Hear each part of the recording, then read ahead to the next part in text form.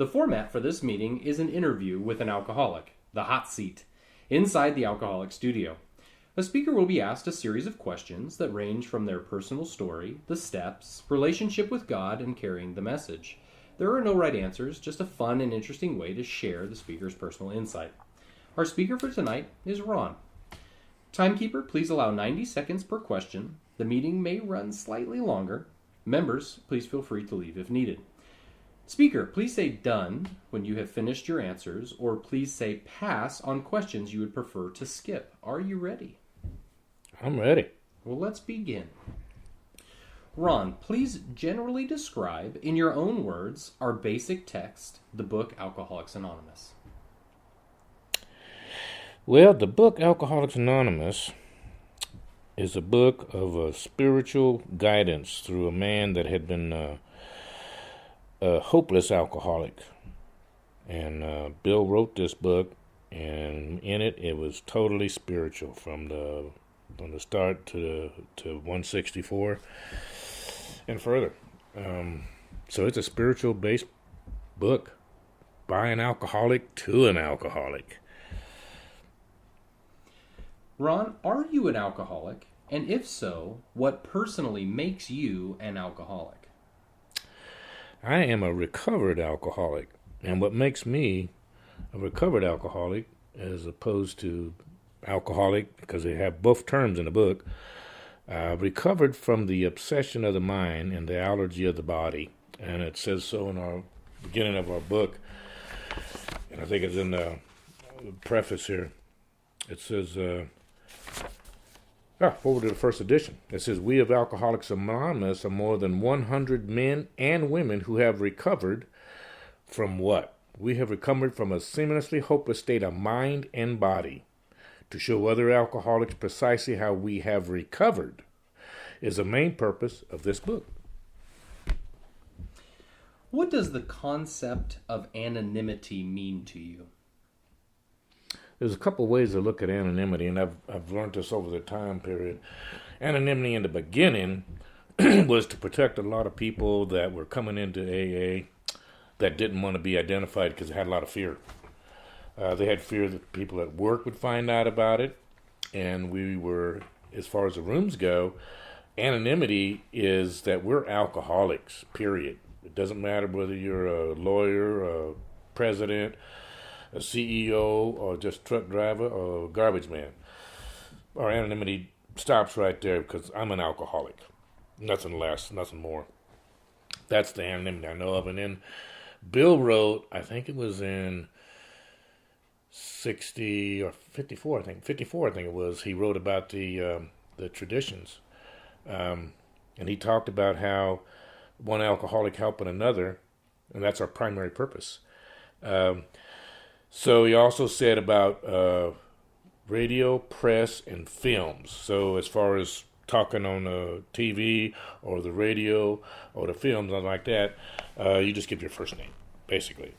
Because they really feel that if you don't do that, then what happens when you relapse? Or if you slip? Then all of a sudden everybody's going to say, well, that program must not work because that guy drunk, you know. So, yeah, that's what Bill wrote about it. It's in the rooms, my anonymity is I'm a recovered alcoholic. Ron, that's it. Thanks. Please give us a brief sketch of your drinking career up to the time you quit. I could remember starting to taste alcohol, 14. I was a bartender for my folks. That continued for a little bit. Didn't particularly like it. I didn't like the puking because I did a lot of puking. And for 28 years, I drank to try to control and enjoy my drinking, and I failed at it miserably. I always thought there was another way to drink because I couldn't stop once I started. That makes me a real alcoholic. It's what I put in my body. I have an allergy to alcohol. And once it goes in, I can't quit. And I didn't know that till I came to AA. So for 28 years, I drank, and I could not stop, and I could not control once I started. Alcoholism is described in the book as a fatal illness. What does that mean to you? But the book talks about several times it's fatal and progressive. For me, when I had first came in, I didn't realize that it was fatal, even though I had a lot of friends that had passed away from this, dead. A lot of men, a lot of women. But I didn't think it applied to me. And the book says it's fatal and progressive, which means I can stop drinking. My alcoholism will continue, no matter whether I got a beer in my hand or not. Left untreated, we get worse, never better. So that's why they talk about it's progressive. And who would think, they say, how could it be progressive? Well, because the allergy centers in our body and the obsession is in our mind. So we have the sickness of the mind. And it's going to be with us forever. We are never cured, but we can recover. What are the conditions of your mind and body that accompany your alcoholism? The condition of my mind is, the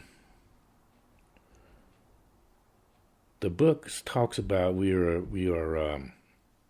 let's see how it says, I'm thinking on 63, that we are putting alcohol aside. I'm selfish, inconsiderate, dishonest, and in fear. That's the disease part of our malady. That's the condition of my mind. In my body, I have an allergy. I can't put alcohol in my body.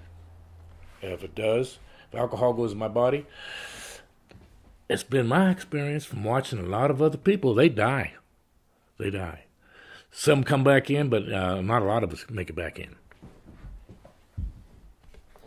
In your understanding, what is the role of a sponsor, and do you have a sponsor? Yes, I have sponsors. I've had many sponsors over the years, depending on where I was at. If I'm in a different state, and if I've traveled someplace else, and I'm going to be there for a while, I get me a sponsor face-to-face. Sponsor just kind of guides me through the steps. He helps me find the truth about myself. He calls me on my BS if I'm in the weeds someplace or not doing right. He don't run my life. He can give me some input. But a good sponsor, as far as I know, don't tell you anything about how to run your life, but he tells you these are the steps. And this is what I do. And to continue to help others. And if we do that, we have a good chance of having some quality sobriety. Without the steps, the quality goes downhill. How often are you in contact with your sponsor?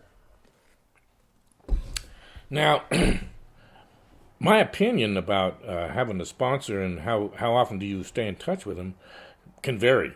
But with mine, the one I have right now, he's sober 34 years.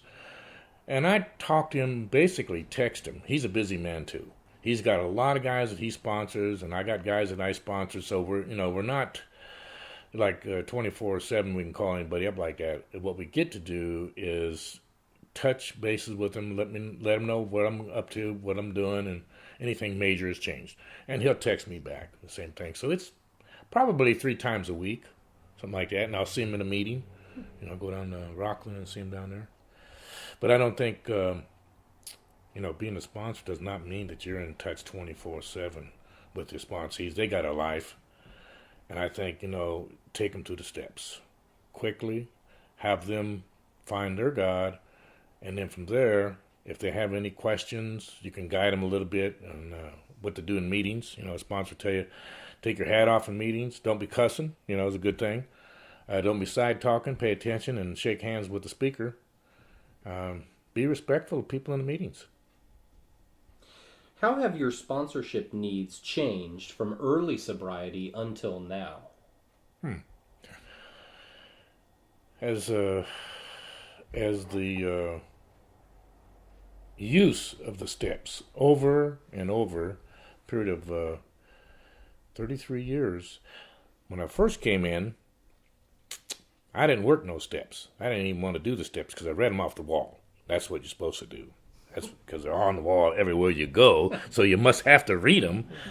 And I did that a lot by memory. And over the years, I had a sponsor that had taken me through the steps because he knew I needed some help. And he took me through the steps within a short time, within 30 days. Since then, the steps are a way of life. It keeps me on the path. And the path of recovery, spirituality, helping others is key. Keeping in touch with God. That's how it's changed. And now I get to talk to God on a daily basis. Anytime my head gets crazy, or maybe when it's not crazy. Because he's a 24-hour God last time I checked. That's a good thing. It's not a Sunday God.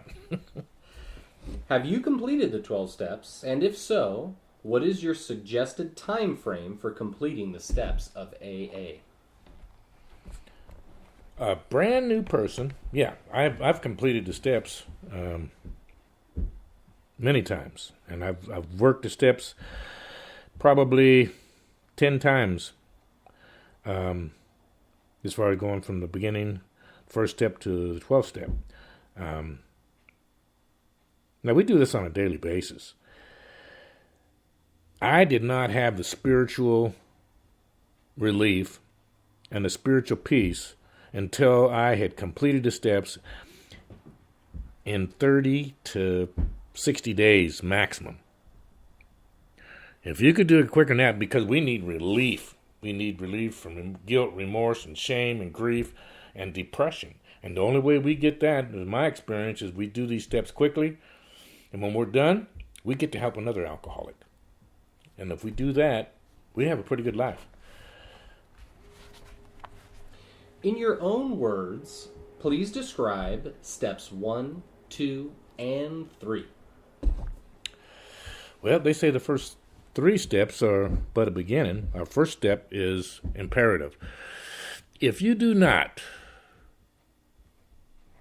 admit to your innermost self that you are an alcoholic, it's been my experience, you may not stay, because a lot of people come in there, including myself, and I thought, well, I don't know if I'm a real alcoholic or not. So I had to go to page 20 and 21, and it describes the moderate, the hard drinker, and the real alcoholic.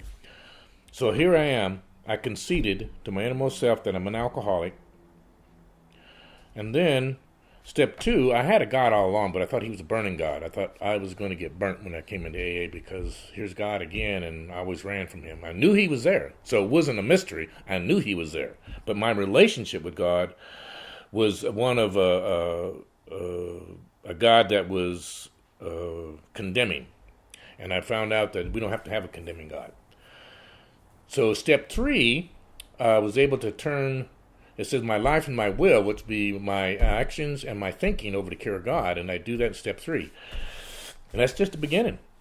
It's a good thing that we do that 100%.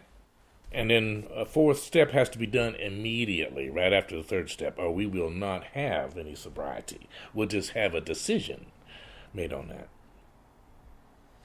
What does your unmanageability and self-will look like? That'd be me waving my finger at people going in traffic. That would be me yelling at somebody at the grocery store. That'd be me standing in line and everybody else has got 10 items and it says clearly that you have to have 5 items. And my head is going off. Regularly. They don't know how to live life. I'm going to tell them how. That would be my idea of off the path. Ron, what is your concept of a power greater than yourself, and how are you turning your will and your life over to it? The concept would just be, it's a spirit inside. I don't have to look anywhere else. Agnostic tells us there's a fundamental idea of God in each and every one of us. And that was a real good turning point for me, because I understood that. He's not there, he's not here, he's inside.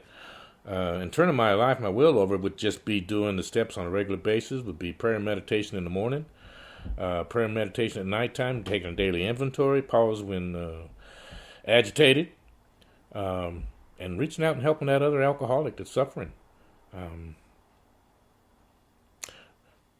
That would be a good start.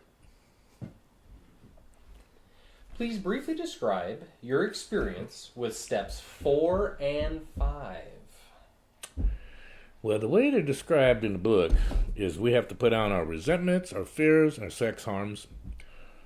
And another column is our harms done to others. My experience with that, 4 and 5, was I hated everybody in my resentment list. And I was afraid of everything in my fears list. In my sex inventory, I treated the relationships like dirt, and they weren't special people in my life. And there were harms that I'd actually done without regard to anything. Nobody had did anything to make me angry or anything else. I just did it, period. It had nothing to do with them.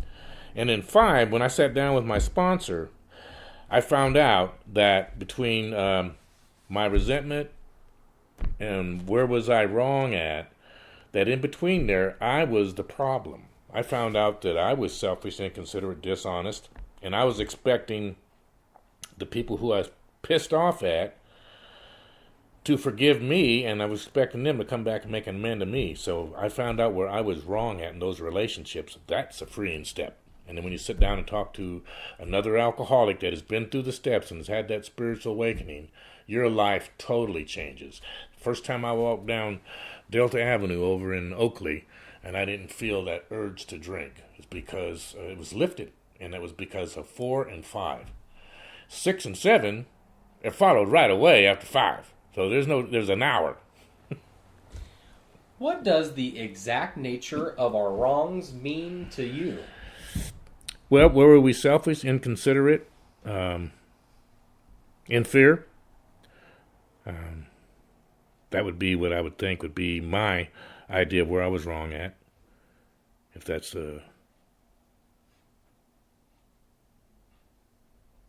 basically where was I selfish? Where was I dishonest? Who had I harmed?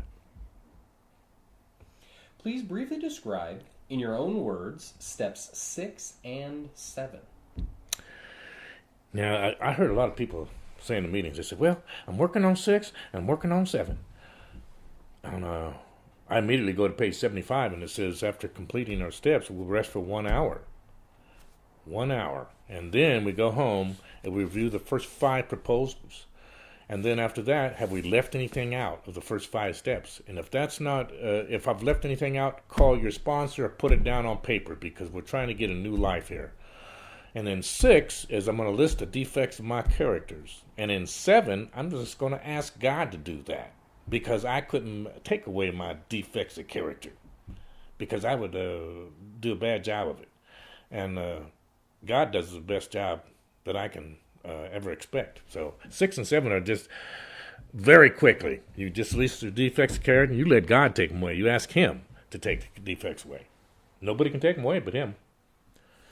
What are some of your character defects, and are they being removed? Well, one of the biggest ones I had was swearing. And I thought I had when I came in, I had maybe 20 words, and that was it. My vocabulary listed 20 words, and all about 45 to 50% was the F-bomb. And I didn't think anything about that until I'd heard a couple speakers talk about, is that something that you want to tell a newcomer? And if a newcomer comes into our room, maybe they're spiritual, maybe they're religious, and maybe they need help, and they come into our rooms, and I'm over there swirling these F-bombs just like candy, throwing them around the room. And perhaps we take people and misrepresent what the spiritual-based program is, and they leave. Maybe we've done them more harm. So those are one of my grosser handicaps. And God, for the main part, has taken those away. And I was like 2 years in the program, 3 years in the program before I was thinking that maybe that F-bomb ain't so good after all. Maybe it's something. And I was like, well, maybe I could help somebody. And the other part is, well, how many people have you harmed? How many people have you pushed away by using that F-bomb? The other one was lying. I would lie at anything. And I would say, what the hell did I say that for? And then I said, I didn't even do that. Somebody might ask me, what was you doing yesterday? And I'd totally forget, and I'd make something up, just like that. So involuntary lying, those are some of the things that have been removed. That's about all I can think of. I got some more. Please briefly describe steps 8 and 9. Well, an 8 is a continuum of the 5th step, actually the 4th step. 8 is a list of the people who I have harmed, and I did that when we did the 5th step. And number 4, we had all the resentments there. Those are the people I need to make amends to. And there are some people on that list that may not have any resentments to. They go on that list too. If I have harmed them, if I've taken things from people, they would be on the 8th-step list. And the 9th step is we began to start to make some amends to those people we have harmed. Of course, if it would harm them by making our amend to them, we do not do that. And that would be, of course, one of the most grievous ones we do is when we have relationships with other women. We would not go back to them and make an amend to a woman that would cause harms to her boyfriend or her husband. That's where we can cause a lot of damage without talking to our sponsor. So it's always pray on that. Always pray on that, and check with your sponsor before you make these amends because they're important. You set up a time frame to sit down with this person making amends to. Ask them for permission. Can I sit down and make an amend to you? If they say no, scratch them off the list. You're done. But set a time so you can say, this is what I've done, and I'm trying to make my life right again. I've harmed you, and this is what I have done to you, and can you forgive me? And how can I make that better? And is there anything else I've left off that you would like to remind me of? And then shut the hell up and let them tell you, because they will. Why is it important for you to straighten out your past? Well, several books that I've read.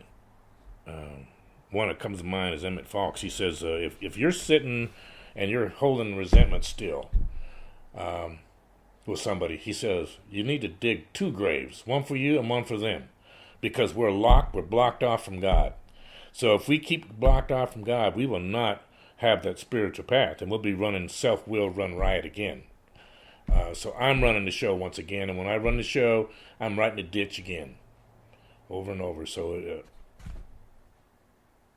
that's all I can think of. When you were actively drinking, did you drink whiskey in your milk? Yeah, that's a funny question, because it talks about one of the, I think it was Jim, this car salesman, he put a little whiskey in his milk because he stopped by to make a sale on the car. I did. My dad, he drank Crown Royal, and sometimes we'd put milk in it. And the reason why that silly idea came into mind is because my dad would say that was called a moo high. Vitamin D with the alcohol, so it wasn't all bad. So that's exactly what he does. He called it a moo high, and that's milk in the water, in the Royal Crown. Yeah, that's where that came from. And a lot of people say, "Why would you put milk in whiskey?" It's like, no, we did a lot of things. It was funny. Please briefly describe your experience with steps 10 and 11.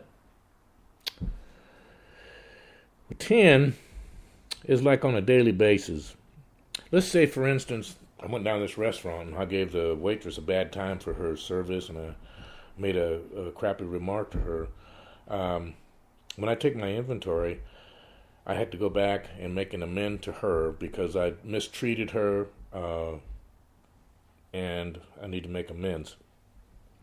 It happens a lot in anytime at a retail store, even at making trying to get some confirmation on a bill when you're talking to somebody on the phone and they're a million miles away and we're talking to them.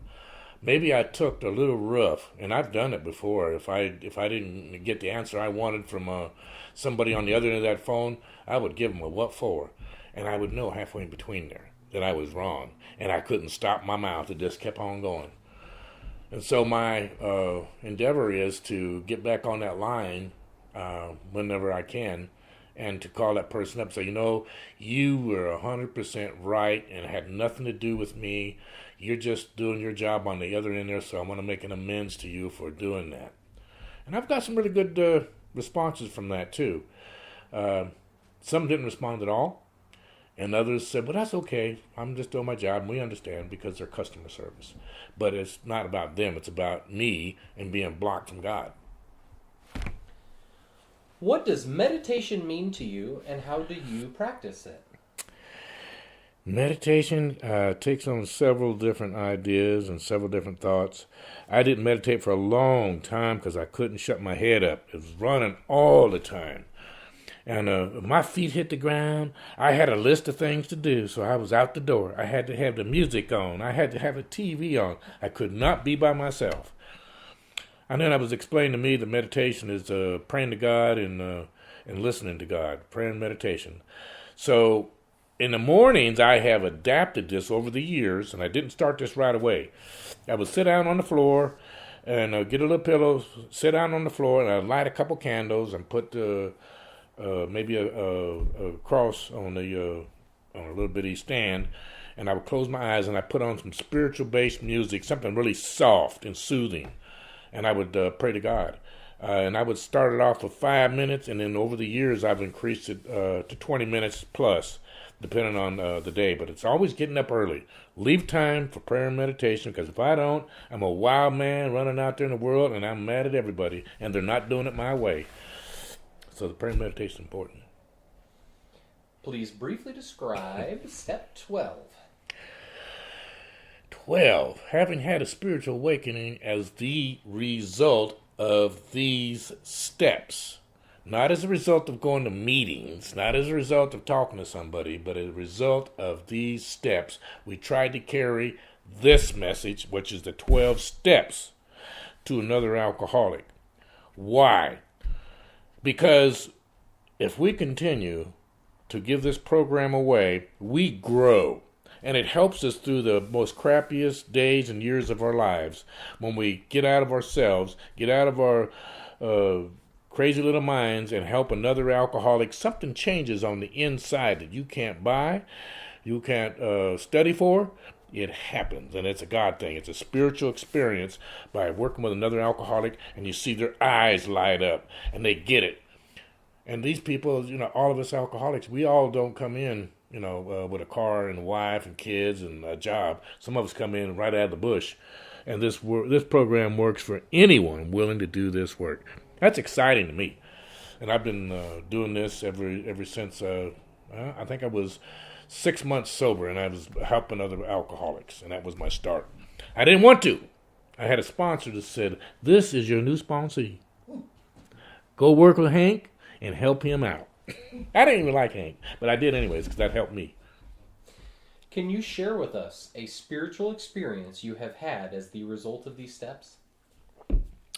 Well, I think today, just getting out of myself, and my head was thinking, oh man, John said he wanted to sit down here and do this thing. What the hell am I going to say? My head was running and running, running without any information. So I get nervous in my head.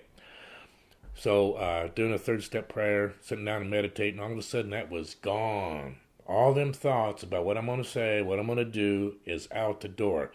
That's my spiritual experience on a daily basis when I do that. And if I don't, then I'm like a self-willed run riot.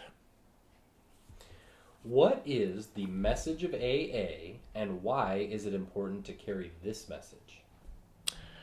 Message of AA is 12 steps. They're done in order, and they're done quickly. And what it will do will give you a spiritual path. Continued on our, it talks about based on our condition on the spiritual path. If we get off the path, it talks about being complacent in AA, and I've been there before. So if I get to continue to hand this program out to another alcoholic, he'll not only grow, but I will. And it doesn't matter if the other person gets sober or not, I do. I get to stay on that path. And it's hard. It's hard to watch some of these guys come in and some of them die.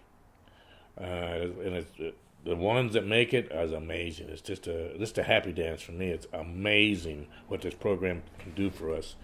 It's a spiritual-based program. Second to none. What are some of the principles you are practicing in your affairs today? 10, 11, and 12 on a daily basis. Third step, I like third step. 7 steps important. I read page 83 through 88 on a daily basis.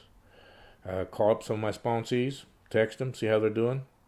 Has a little 12-step work there, and it helps me out.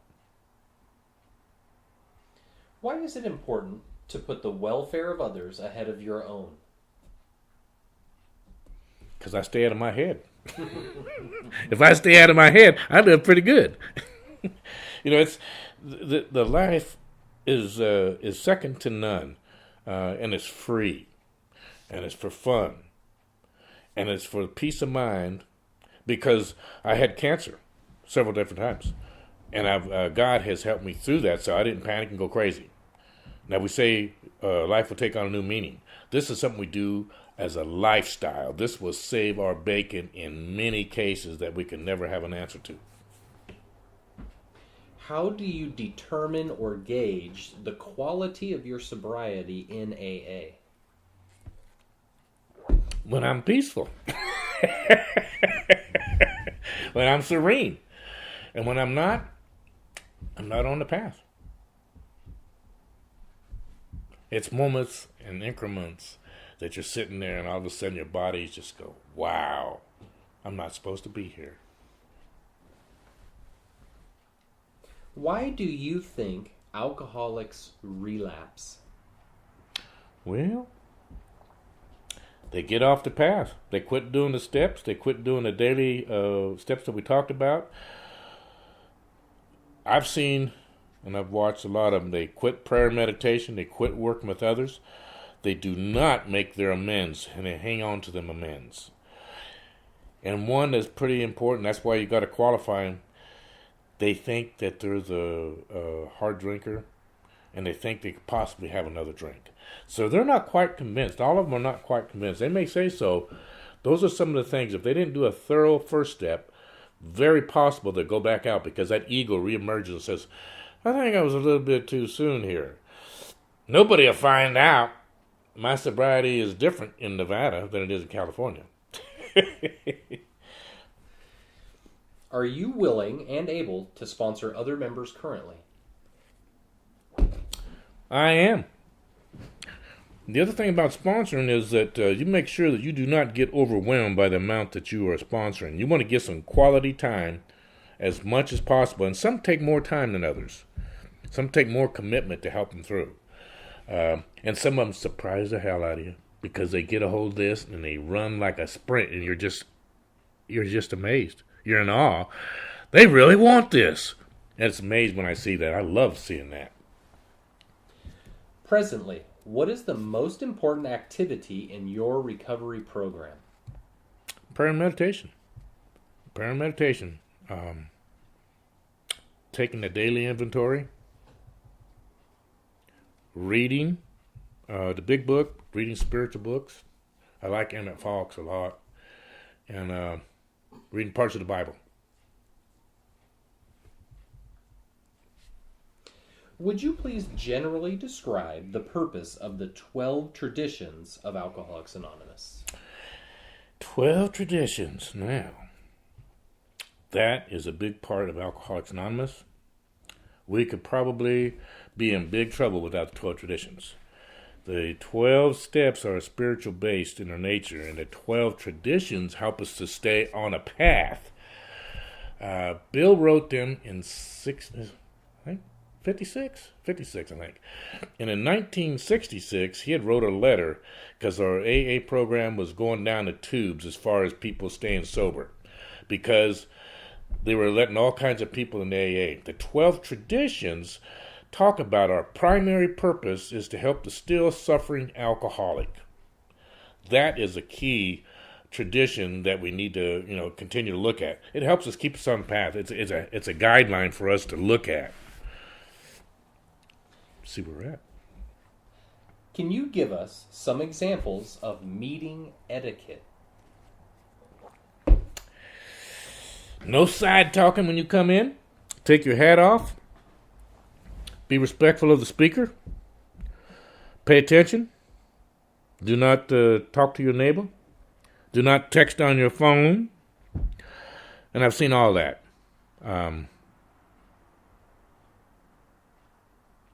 Being current in the meetings and being respectful is a big thing. Taking your hat off, dressing appropriately, because we get newcomers in there. We want to show them that there's something that can happen other than coming out of the bush. We can dress better, cleaner clothes, dress appropriately in the meetings, be respectful of others. Those are really important things. What role models do you have in sobriety? I have a lot of guys that I really look up to, and there's some women in the program that are really big book thumpers, and doesn't get any better than that. A lot of women in here are in the big book, and a lot of my friends are in the big book. Those are my role models. People in the big book carrying that message and sponsoring others. Doesn't get any better than that. What advice do you have for newcomers in AA? A lot of advice. Depends on who you're talking with. Some of these guys, they get it. Some of them get in there, they shut up, and they go to the meetings, and they don't do any side talking. They're respectful. I just want them to work these steps quickly. Within 30 days, I take them to my first 3 steps the first time I meet them. And then I hand them a 4th step. And they can go home, they can do resentments, fears, sex harms, and harms, and I'll meet them with the next week. Those are kind of the things that are how I guide these guys. And some of them can't do that. Some of them got jobs. So you have to adjust a little bit. But if they don't show up more than a couple times, I tell them, you need to find somebody else. Because this is a matter of life and death. Those are the hard things we do, is know when to give and know when not to. We don't take them home to raise them. The book says that. I've done that. I've lost a few dollars doing that. But I've gained a lot more from the whole thing. We need each other in this program. What advice do you have for old-timers in AA? Do the same thing you did when you first came in here. Continue to work with others. Read that book and take somebody else to the book. Don't get complacent. Just because you've got a long-term sobriety does not mean you got the good quality, and the quality is helping another alcoholic. Staying in the meetings. We're looking for the newcomer. Introduce yourself to them and help your newcomers find newcomers to sponsor. Stay in the book. Help others. And last question. Can you please describe what this experience was like? Well, because we had prayed and meditated, it was a great experience. I'm among friends here, and it warms my heart to be with you guys. So it's a very spiritual experience. It's fun, and it's gives me serenity. Well, thank you, Ron, for your willingness to participate in this sort of unique method. We are very excited that you're here to share your experience with us. Thank you so very much. Now I'll read a little something from the old preamble. From the old preamble, I wish to remind you that whatever is said at this meeting expresses our own individual opinion as of today and as of up to this moment. We do not speak for AA as a whole, and you are free to agree or disagree as you see fit. In fact, it is suggested that you pay no attention to anything which might not be reconciled with what is in the AA Big Book. If you don't have a Big Book, it's time you bought one. Read it, study it, live with it, loan it, scatter it, and then learn from it what it means to be an AA.